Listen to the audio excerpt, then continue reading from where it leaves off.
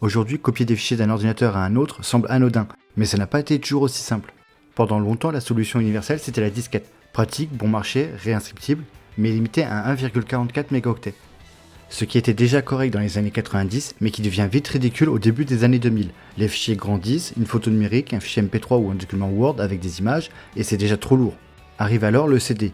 C'est le disque laser. 700 mégaoctets d'un coup, c'est une révolution, sauf que un CD gravé, c'est à usage unique. On grave et c'est figé. Un CD-RW existe bien, réinscriptible donc, mais tout le monde n'a pas forcément un graveur CD qui coûtait encore assez cher à l'époque.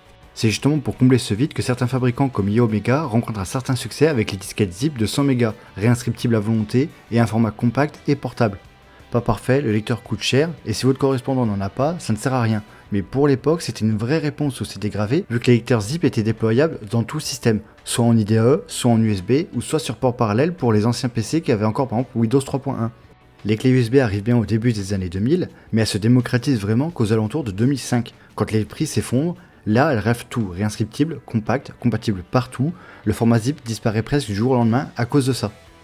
Et ne parlons même pas des solutions en ligne comme Dropbox qui arrivent bien en 2008, car tout le monde n'a pas encore internet, ni le réflexe d'utiliser ce genre d'outils. C'est donc cette période charnière, fin des années 90, début 2000, qu'apparaissent plusieurs technologies qui tentent elles aussi de résoudre ce casse-tête des transferts de fichiers. Chacun à leur façon, des solutions qui, pour la plupart, ne percent jamais vraiment. Et c'est justement l'une d'entre elles que je vais vous présenter aujourd'hui. Il s'agit d'un câble USB vers USB branché directement entre deux ordinateurs. On installe un logiciel de chaque côté et c'est parti, vous pouvez changer des fichiers entre deux machines.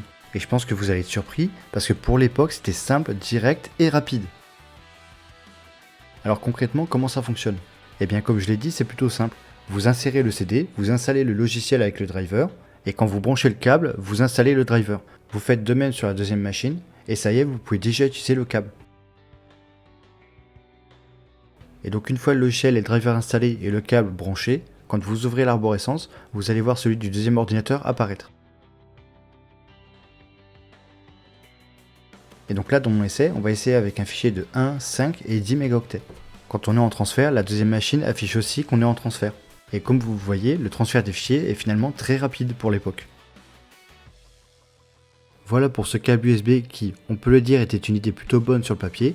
Simple, direct, sans support externe à trimballer, mais entre le logiciel propriétaire, la nécessité d'avoir exactement ce câble sous la main et l'arrivée des clés USB à bas prix, il n'a jamais vraiment eu le temps de s'imposer, et pourtant il a eu des bons arguments vu qu'il fonctionnait de Windows 95 jusqu'à Windows XP. C'est un peu le destin de beaucoup de technologies de cette époque, arriver au bon moment avec la bonne idée, mais se faire doubler par une autre solution encore plus simple. Si vous avez connu ce câble ou d'autres supports de transfert de l'époque, n'hésitez pas à le mettre en commentaire, je serais curieux de savoir ceux que vous utilisiez. Et si la vidéo vous a plu, n'hésitez pas à mettre un j'aime, à vous abonner, et sur ce, je vous dis salut à tous, et à la prochaine.